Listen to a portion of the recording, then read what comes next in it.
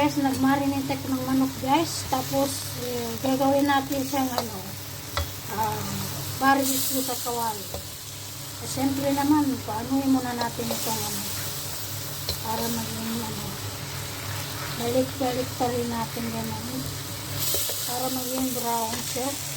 Saka na natin lagyan ng tubig, pakuluin, saka magmamantik ka sa sarili ng mantika.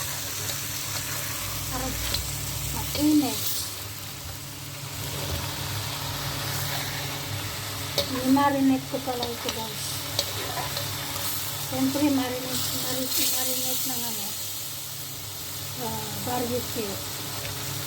Meron akong oven pero gusto ko subukan yung sa kawali na barbecue.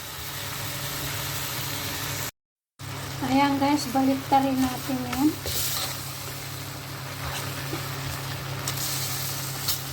Kailangan ito parang magmukha siyang talagang inihaw. Kaya kailangan maging brown ng konti dito.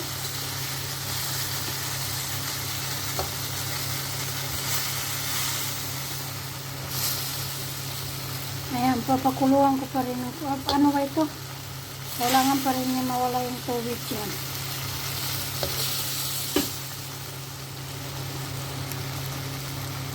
Umuusok. Ilalagay ko na pala dito yung tubig na minarinaitan ko ng Hindi siya masyado itim kasi hindi ako naglagay masyado ng tubig. Para hindi salted na.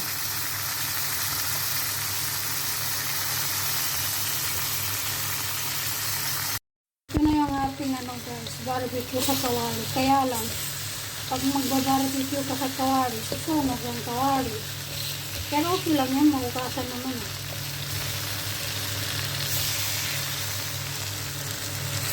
Ito na yung ating.